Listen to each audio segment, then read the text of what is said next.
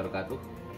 Pemirsa Pacitan Pos Televisi dimanapun berada, siang ini saya bersama dengan mantan anggota DPR RI 3 periode asli Pacitan, yaitu Bapak Nur Suhud. Selamat siang Bapak. Selamat siang. Assalamualaikum warahmatullahi wabarakatuh. Pak Nur Suhud, gimana kerasan di Pacitan? Kerasan pasti, karena sejak kecil di Pacitan pasti kerasan lah. Gimana Pak mengenai setelah Bapak di Pacitan, kondisi daerah kita, barangkali ada yang perlu semacam perbaikan, entah itu kebijakan bupati, apakah itu produk-produk hukum, barangkali yang Bapak soroti yang mana kira-kira? Jadi kita kan yang paling mencolok dari yang saya lihat tingkat pemerataan ekonomi yang belum cukup baik di sini. Jadi memang muncul banyak pengusaha-pengusaha baru yang sukses secara ekonomi, tapi pada sisi pemerataannya yang masih lemah. Itu artinya pasti kita perlu aturan-aturan agar pemerataan itu segera berhasil dilaksanakan.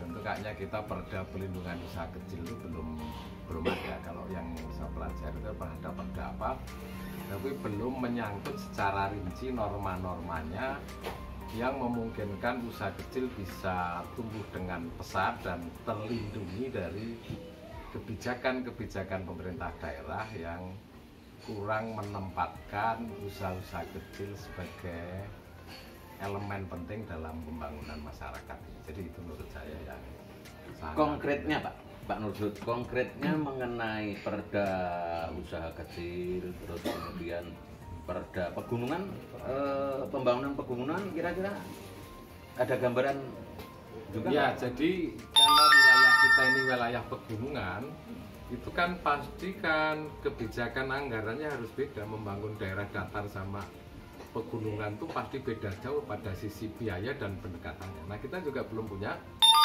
peraturan daerah pembangunan wilayah pegunungan, itu belum punya. Itu juga menurut saya sangat penting dan harus segera diadakan perda pembangunan wilayah pegunungan agar nanti sekali lagi kebijakan anggarannya tidak boleh sama antara gunung dan wilayah datar. Itu dengan memprioritaskan pembangunan wilayah pegunungan nanti kan muncul sarana publik yang lebih merata dan otomatis nanti insya Allah secara ekonomis daerah pegunungan itu akan juga tumbuh dengan baik. Jadi tidak perlu gunung-gunung itu digempur sebagai satu kawasan pemukiman, karena banyak wilayah lainnya daerah-daerah pegunungan itu karena sarananya yang terbatas, orang bermukim itu pindah ke daerah yang lebih bersifat daratan kan gitu. Nah, kita harus mempertahankan karena ciri wilayah kita adalah pegunungan, maka pemukim-pemukim warga yang ada di pegunungan itu akan kerasan di sana, berproduksi di sana, otomatis dengan sarana yang lebih memadai.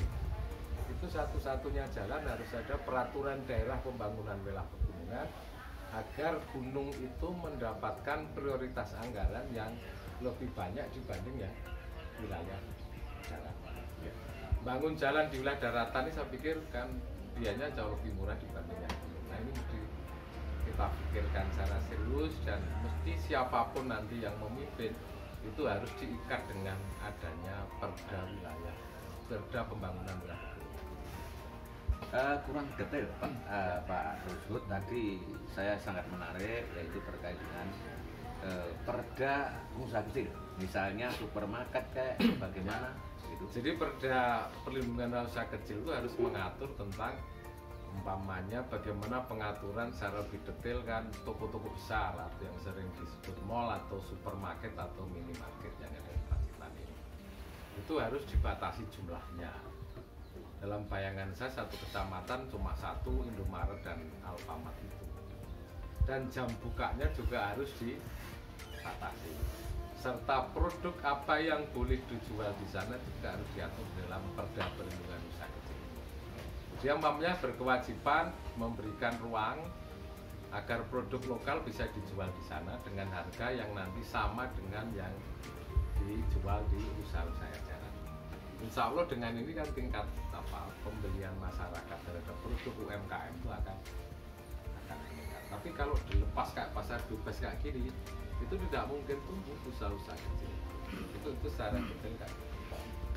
Nah di samping itu juga nanti mengatur kewajiban Pemda di dalam melindungi usaha kecil untuk mendapatkan tempat usaha yang strategis, sehingga di dalam peraturan daerah tata ruang itu Pemda yang mengatur tentang bagaimana peruntukan pembangunan di satu wilayah itu tidak boleh diskriminatif.